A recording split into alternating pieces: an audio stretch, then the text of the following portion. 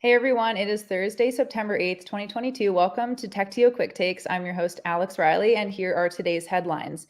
Some COVID changes stick, enabling LumiQ to raise $5 million. Then on the flip side, some COVID changes may not be sticking as Roblox acquires Triple Play. We'll have Alex Norman break that down a little bit later in the show. And finally, embedded tech and e-commerce are still the long-term future as SureBright raises around. Speaking of Alex Norman, he'll join me now. How are you, Alex? Great. How are you, Alex? I'm good. It's been a while since we've done this. I think end of July was our last episode, so it's nice to be back. Yeah, August flew by. It We really were did. planning to do a couple. I got kind of sick for a couple of weeks. Mhm. Then I've been traveling. I'm actually in Montreal today, meeting with a lot of people in the ecosystem here. Exciting to hear the vibes. Great weather, great time. And trying to schedule something to do do an event in Montreal, maybe in late October. Yeah, News that would pending. be it would be nice. I know our last event that we had planned was very successful, and I know Montreal is just itching to have us come down and do more events. So that's great. You'll have to let our community know how that goes for you. Anyways, shake the dust off. It's good to be back. I'm really excited to jump in. But I'm glad we were able to take a little bit of time off. So I want to start with the LumiQ news. Some COVID changes stick, enabling them to raise 5 million. So maybe before we dive into what those changes were and sort of how that enabled them, I want to start with LumiQ wasn't launched under the name LumiQ, so maybe you can let us know what they were originally called Okay. and what the news is. So you have to go all the way back to 2016 when LumiQ was founded. At that time, they're called Lumamari, which might be one reason they Mamari, okay. changed the name. Bit hard to pronounce. And I actually think there's another media company with a similar name. And when they launched, they were there to help CPAs manage their careers. Um, what they found over the time, along with the name switch, is they pivoted to be a bit more precise in what they do. They now focus on helping CPAs acquire their career education credits. And, so change in name, a bit Yeah. change in focus, the same customer, but a very traditional pivot. Hey, here's a bigger opportunity, more burning need for us to fulfill. Right. And just two things from that answer. So CPA, I know a few people are probably familiar with that term and what it is, but could you clarify what that is and also the Okay. career education credits? Yeah, What? so I always get my slang out and forget Yeah. my acronyms out. Ex McKinsey, CPA stands for Certified Professional Accountant. Mhm. So if you think of any accountant, there used to be a bunch of different designations. Most of them now come under CPA, which is basically the professional designation. And once you get your accreditation, you Mhm. become an accountant. You can't just sit there without learning stuff new. So they want to make sure accountants have the most are educating themselves, keeping up to date on stuff that changed. Could you imagine if you're an accountant from 40 years ago, where technology was a much smaller part of the sector, you'd be outdated. So they require that accountants take some predetermined number of educational courses Mhm. over a pre-specified amount of time to retain their licenses. So when you hear about career education credits, they have a certain amount, and you have to take courses that qualify. Right. And so LumiQ is content creation and doing content creation in a sense, but they're obviously doing something that's different. So what are they doing differently specifically that makes them unique? So if you go back 30 years ago, or Mhm. even 5 years ago, or 6 years ago, the way most accountants got their credit education is they'd go to a half-day course, either in their hometown, or they'd get a boondoggle, which is, I'm going to go to Florida and plan a trip around it. And Yep. they pay to have a course, over a couple of days, over a few days, that, pay a lot of money, go spend time in person, and get their education credits. What LumiQ is basically living in a modern way. They're creating podcasts that are entertaining and interesting, Mhm. um, which they're doing 20 podcasts per month. Uh, it qualifies your education, so you can listen to what's convenient for you on your terms, and they charge a subscription. So my guess it's more convenient, probably less dry. Let's put it that way.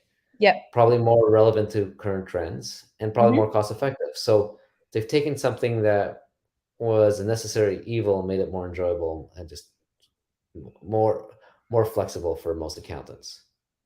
Right. And we know COVID as well accelerated just the podcast and digital content space as well, given that people were getting their content in that way on the internet, through podcasts, through content that they were reading. So I just want to specifically dive into COVID specifically with this headline. So, how did it change everything for them and for what they were trying to achieve? So, I think when you look at this career education credits, many Mhm. industries have it. And I think two things happen. One is a bunch of people procrastinate and say, I'm going to take oh shit, I have to go get my career credits. Otherwise, Right. I'm going to lose my license. I have 4 months, 5 months. And traditionally, when COVID hits, you're in that situation or you're playing it out, and then you used to doing stuff in person. You're like, most of those things were closed down. Hmm. Then you're like, okay, what's the solution? So this became a much.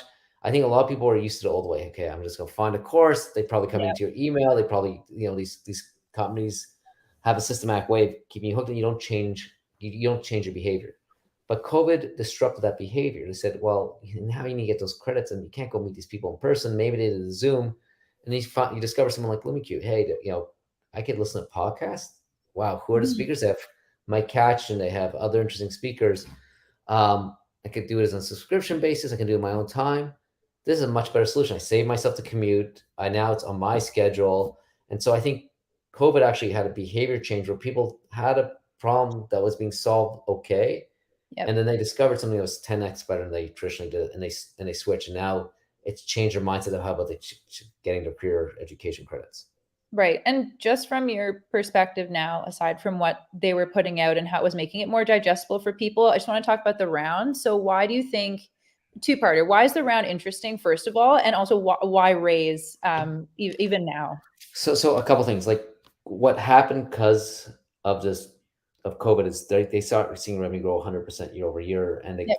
say it's going continue to grow 100% even though we've emerged from COVID. So there's a pattern that is there's a behavior has changed, and people realize there's a better way to do it. They didn't know they had a problem before. They now probably word of mouth is drawing them. So uh, LumiQ wasn't necessarily focused on doing ventures to growth, double, double, triple, triple, or whatever growth rate you were targeting. They were looking at controlled growth Hmm. and being profitable. So they actually were, you know, had cash flow. So Yep. hypothetically, they didn't need any financing. So what does that mean? When you don't need financing, you're in control of your own destiny. So if you're going to raise, you, Hmm. you have to be very explicit on what the ROI is because you're diluting yourself, and you can control who your investors are. So why did LumiQ decide to raise? They said, okay, we want to expand our presence south of the border, and takes probably money for marketing. They might have to create unique content for the America, for the United States, and also they chose their investors. Hmm. Generally, it's a bunch of operating angels who run businesses who can give them timely advice and have empathy for the founders. And these angels probably are looking for a great financial return, but don't need the same profile as a venture capital firm, which may expect LumiQ to grow faster or bigger and have a disalignment with what the near future looks like. So they've made sure they've got the investors that are aligned with their interest. And lastly, just takeaways for our community, especially around anyone that maybe is looking to raise. Is there any kind of checklist things they should be paying attention to that they can learn from this news? Well, I gotta applaud LumiQ for what they've done here. Hmm. They went and found investors that align with their company. And we've talked about this many times over the years, either at our in real life events where people talk about it, or on the show or our newsletter. Yep. And every founder says, "Yeah, I understand." What they do, then they go get the name of the 10 high profile VCs that they would like to have in their company, and some fail because it's misalignment, or they get them in and it's Yep. not alignment. And so this company knew what they wanted. They went and found operating angels that were aligned with them. So again, make sure there's an investor company match when you go raise, and don't just fall into the hype of I have to get Sequoia on my cap table. Right. Um, as I mentioned, being cash flow positive is highly underrated, has been underrated over the last few years, and it's going to be appreciated more over the next few years. If we're going to a tougher time to raise, where capital's more expensive, with interest rates got hiked up in Canada yesterday, and I'm sure they're Yesterday. going to get Yep. hiked up in the States again. That means even if you didn't have risk off, the cost of capital increases, means that you're going to have higher returns, which means lower valuations. Uh, cash cash flow is king. If you don't have to raise, you can decide what to do. Get the right partners, choose how fast to grow. And I hear this as a trend. I speak to lots of founders. More of them think I want to get cash flow positive before my next raise. Um, LimiQ is in a way a media company. Has this seems what they're doing, subscription paid, seems to be following the trends. Over, Hmm. ad business are great. Meta and Google and Snap are all highly valuable, but with the focus on privacy, people getting sick of ads, more and more companies looking at subscription. You see they've used that model here. The one caveat I have is, this is subscription for business purpose, which Hmm. is which you don't see many media companies, but that's if you can pull that off, you have usually a very good secure business model. That's like the information that's in the states for and to some extent statutory. Uh, People worry about subscription fatigue, and for consumers that might be true. But if you can get your business to pay for it, you're going to be less price sensitive, and it's less likely to fatigue. Uh, and then I think over the last 6 months, we've heard about the snapback to pre-COVID trends. Don't believe the hype. We'll get to maybe pre-COVID trends. Many Yeah. small, but because there's been many small and subtle changes that are here to stay. My guess is LumiQ, lots of their customers would not be looking for a new solution pre-COVID, but their behavior changed because there's more. They realize a more convenient way to do this. Um, this will, if you can find those subtle changes and see how you can build 10 times better solution for new behaviors, you can build a good business. And I think you're going to hear about how e-commerce snapped back and a bunch of other stuff. But even e-commerce, I bet you there's a bunch of ways people have changed, and there's a bunch of solutions that are needed. Perfect. I think those are great takeaways. And I think that's important learning from anyone because I know the process has changed dramatically, just given what you said, the market and everything. So racing does look a lot different. You mentioned the newsletter was also a really great place for people to, hear about what's happening, get advice on things like this. If you haven't already subscribed, you can do so at techto.org/newsletter. Something really exciting that we're doing with the newsletters, we're actually completely revamping the formatting and how it's going to look. So next couple weeks, we can expect that to launch. You can still subscribe at the same place though, techto.org/newsletter. Find jobs, learn about the community, learn about our events, which we'll touch on at the end of the show. Is there anything you're really excited about or have really Well, enjoyed, I'm Alex? excited for a special project you're working on, refresh and revamp of the newsletter. Yep. So hopefully have that out soon, and we're going to make it a bit more interactive. We'll have occasional polls and some other stuff to get to know our community better. So I'm excited for the future. I am too. And I know we have a ton of great content in the TechTO archives, which we're really trying to utilize more of. Amazing innovators and leaders have spoken at our events. So just another great place to kind of get that content and learn more about all those folks and what they've done with their careers and their companies. So I'm very excited for that too. So next headline, we talked about how COVID was sticking on one side of it, but on the flip side, COVID changes may not be sticking in this case as Roblox acquires Triple Play. So before we dive into what that headline means, just break down what Triple Play is to start. So AAA develops virtual gamified social events for companies that want to boost event attendance and employee engagement in remote and hybrid work environments. So Mhm. what does this mean? As the world went remote and distributed and hybrid, one thing employers said about us, we don't our employees don't engage. They don't want to spend time. We're losing a bit of the culture. So Triple Play built a solution which was more than just another Zoom call. It was, hey, let's get that water cooler effect. Let's get some game, let's make social events online fun so people start building bonds with their colleagues again. And they had some good customers. They had clients like Deloitte, KPMG, TELUS, Certain, and Hi Certainly. Mama. Yeah.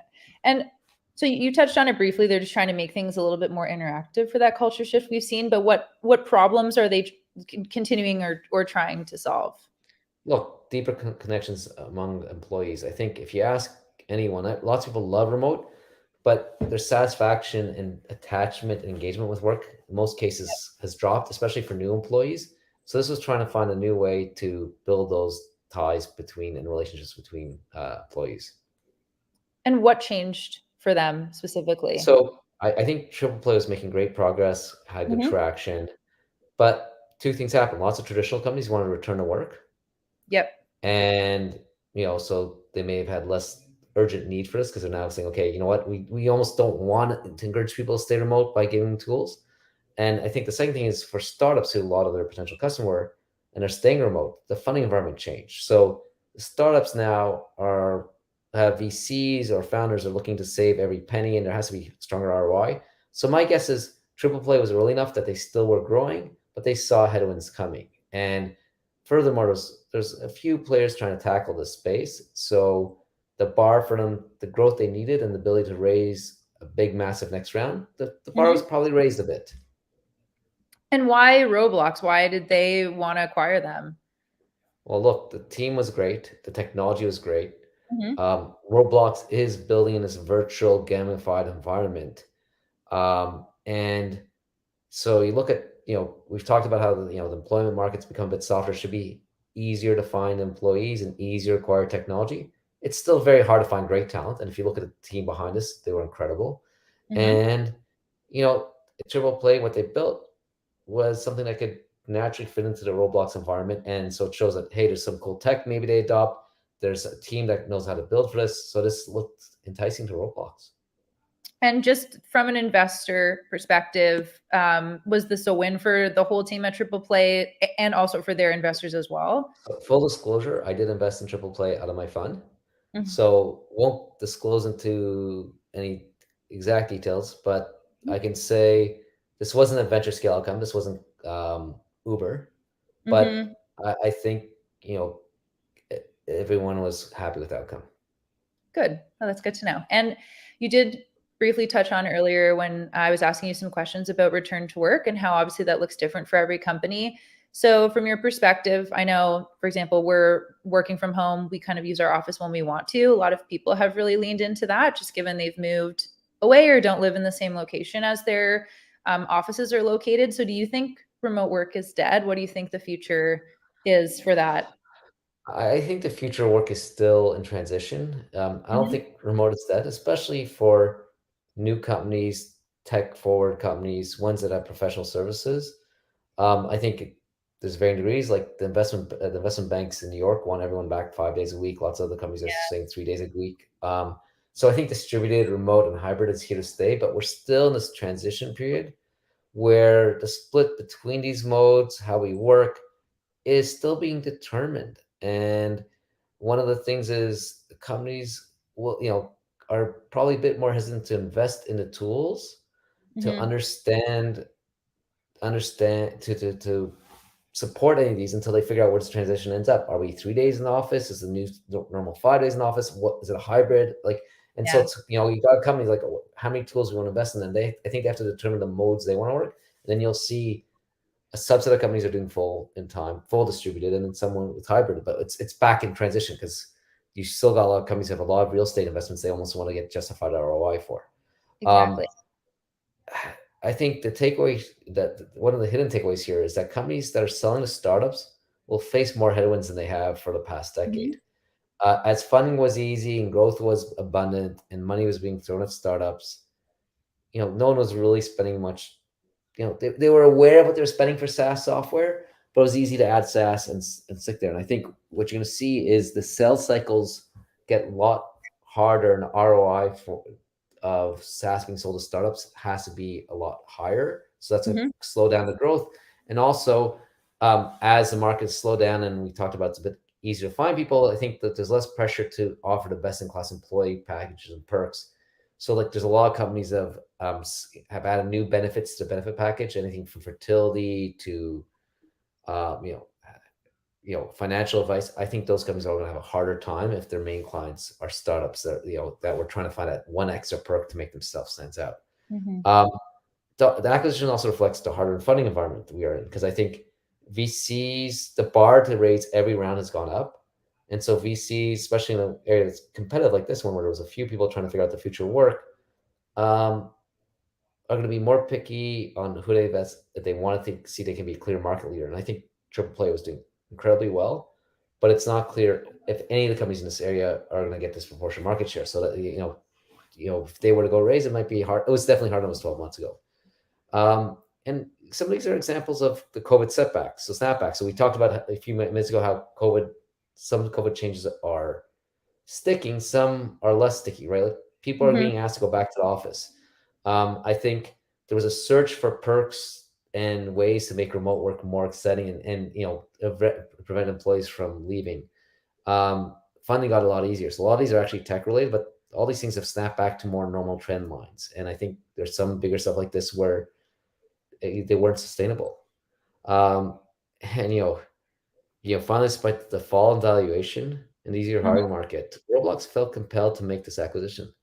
There's still a premium on great proven talent and technology. Like, one thing that's not changed is no matter how easy the market gets to hire, if you've got talent, a team that can build and has great talent, someone's always gonna be interested in them. Right. So it's going to look different for everyone. The future a little bit up in the air depending on what's going on. I know it'll make it tricky with just how much companies have leaned into the distributed team model as well, which is having people located everywhere. But it'll be interesting to see what ends up happening with that for everyone. Before we go on to our next headline, I do want to shout out the Master of Management in Artificial Intelligence program at the Smith School, who are kindly sponsoring today's episode. Harnessing AI's potential for competitive performance requires a new type of professional, one who not only understands the capacity of the science, but has the expertise to apply it to organizational needs and strategies. The Master of Management in Artificial Intelligence program from Queen's University's Smith School of Business will help you develop the skills to navigate the ethical, economic, and societal implications of AI implementation. This 12-month program can also be completed while you continue to work full time. Visit smithqueens.com/AI degree to learn more about how you can join their next class. You'll see in the ticker I have the smithqueens.com/AI degree website as well. And we'll link it in the show notes. Very exciting. Love that you can still, do the program while you're working full time as well. So definitely visit to learn more about the program and how you can get involved. Next headline, and our final headline of the day: embedded tech and e-commerce are still looking like they're going to be the long-term future with the SureBright raise that was just announced. So before we maybe dive into the future and that side of things, who is SureBright and what do they do? So SureBright created an API that allows e-commerce companies to offer retail Mhm. insurance and warranties on their products automatically. So what this means is if you're selling, I don't know, skateboards, electronics, and you're, Mhm. a merchant, um, their API allows you to offer like a 3-year customers to buy a 3-year guarantee or warranty that if it breaks, they'll replace it or repair it. So just like Best Buy offers you when you buy a TV or microwave the ability to pay more to get 3 to 5 years extended warranty, SureBright enables every retailer to offer a certain amount of their products. And to pick your brain just as an investor and get your perspective, what is exciting about this investment? Well, so what are the trends behind this investment? The Mhm. trends are um, e-commerce growth, and particularly the fragmentation of retailers. Again, this is why Shopify is a big deal. And again, we've seen the trend go back to baseline, but it's still growing. And so there's a belief in, hey, let's e-commerce is still growing. There's Yep. going to be more and more small retailers. The second trend is embeddedness. So the idea, the best place to offer customer service is at the point where it makes most sense. So traditionally, Best Buy offers you this warranty or guarantee when you purchase a fridge. Mhm. Most retailers couldn't do that, so they'd have a partner that might email you after. But now it's, hey, you're purchasing and checking out. There's this offer there. And I think the third thing is the reinvention of insurance. And the fourth thing is APIs are making the web more compostable. Um, so I think, people talk about how e-commerce is taking a step back, how is taking a step back, how fintech and insurtech is taking back. But these are all long-term trends and we're still early days and you're going to see success there. And I think, and Mhm. you can also see how SureBright's thinking because they also talk about how they're offering the ability for neobanks to put like the American Express offer. So, hey, if you have a credit card and something breaks in 2 years, we'll cover it. So just give you blanket cover for the purchases through a credit card. So what also SureBright's playing here is, the fintechs, neobanks, and e-commerce companies are all looking for more high margin products they can offer. So, you know, SureBright makes it easy for those companies to offer another product or service which they can make additional margin on. So they make $20 off the skateboard and may make another $5 off the insurance. Right. And so, arguably, one of the most frequently asked questions we get and what people really do care to know is the how. So, how were they able to raise? So we're lucky enough to know one of the co-founders, Kai. He's a TechTO insider, so I've talked to him over the years. Mhm. And him and his co-founder here bootstrapped for a year. They proved that they could build a product. They proved that there was customers. So they built the product, they got the insurers to partner with, and they got e-commerce companies to partner with them. So they took a lot of risk out of the business. And then Mhm. they said, hey, this is a massive market we can build. Come invest in us. So they proved that they were resilient. They proved they could build a product. They could prove they could sell to customers. So it made it much easier after that year of bootstrapping to go raise money. And lastly, the takeaway, just kind of high level for everyone listening or watching, just from this financing. So I'll follow up on the last part. Like, um, we all hear about the founders that go out with a deck and raise big sums of money, and Yep. that's still happening. But usually, those founders have some incredible obvious edge and an incredible track record that VCs feel comfortable backing. But for the Mhm. vast majority of people, when that first check comes into your company, it's a bet on the people. And you may have a great experience, but most VCs may not understand it. So the Yes. best way to get interest and make yourself interesting is to actually go get customers, go build a product, show you can execute, because that takes a risk out. One of my biggest risks when I invest is this person going to execute? Is this team going to work well together? Are they going to Mhm. get customers? And then uh, so don't prove your tenacity. And I think the other thing was here, most of the investors in this round outside of Panache were from outside Canada, and a lot of them had expertise in insurance or e-commerce. So um, again, what we said before, match your investors like from the desired outcome is also the best people to sell into are people that are already looking to make investments into this market. So what are investors with a company called InsurTech Fund, New York City? Well, I'm sure InsurTech Fund understands insurance well, and so you say this is a big market, this is what's unique about our approach to it. They probably understand the market well enough to give you a quick yes or no. And the good thing is, if they give you a yes, then more Mhm. generalist funds will now have an expert they can go to that seems to know what they're have more comfort. And like I said before, lots of these trends seem to have snapped back in valuations and interest, but the long-term tailwinds are there. So just because something looks less hot now than it was 24 months ago, might be actually a better time to build something there because less people are getting attracted to the easy outcomes and easy money. Insurtech, fintech still have a lot to reinvent. E-commerce is not going away. Yeah. Um, Massive markets. Just because Shopify is down 70% doesn't mean you should stop building e-commerce companies. Right. And I think a lot of people can appreciate that. I mean, it seems obvious just having customers and proving that you're a good team and can work well together, but those are great takeaways that some of us might not have been expecting. So I appreciate your takeaways and your perspective there on that. Before we end, I would like to highlight all of the amazing events we have coming up here at TechTO and for our communities. So if you've been enjoying our recent marketing and health events that we've had at 111, very good news. We're back there on September 14th. So next week from 6 to 9.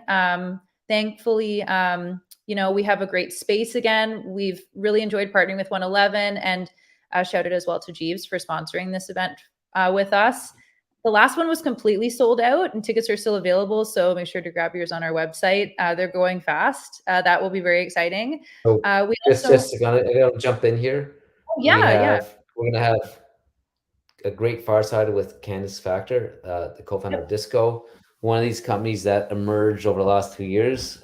And she has a fascinating story, and the company's itself fascinating. So you want to learn. Uh, I think that's going to be impressive. And then also John Bone, who recently announced a round, is going to give us share some tips on how to raise money. Yes. So again, very timely, relevant topics. What we were talking about today. We'll have a brief spotlight and update and profiles on those speakers as well in our newsletter. So keep an eye out for that as well. But thanks for the insight as well, Alex. Then on September 22nd, we have a virtual event sponsored by MNP, Go Public Readiness. So everything, the ins and outs of taking your company public, IPO, all of that. Again, extremely useful and relevant information to any of those folks out there that have questions around this. Make sure you submit your questions. The panel is going to be happy to answer all of them and give you as much insight as possible into this. So September 22nd, again, you can register for free on our website. And lastly, another new event that we just announced on October 3rd, we have another TechTO together in real life. Speaker announcements, location, all of that to be announced. But you can expect same great networking, same awesome TechTO event structure, community open mic, all of the things that you love about attending our events. It's a great place to learn and meet new people. So we hope to see everyone there. Tickets available on our website. Thank you, Alex, for all of your insight. It was great to be back and get back to things. I hope you have a great time in Montreal today. Thank you as well for everyone who is joining us and tuning in live. Don't forget to like and subscribe wherever you are watching or listening. You can also catch up on past episodes on our Spotify and YouTube so you never miss a story. We will be back next week at the same time, 12:30 p.m. Eastern, 9:30 a.m. Pacific, with more TechTO Quick Takes. And until then, we'll see you on the inside. We're in the business of delivering impossible things. We're in the business of delivering things that nobody's ever seen before. If you build that culture, you'll come up with really cool and innovative stuff, and literally could be in the next multi-billion-dollar idea. So this conversation is largely going to be about scaling yourself and scaling your leadership team. I want to talk about one of the biggest struggles that I think a lot of startups face early on, which is building initial traction.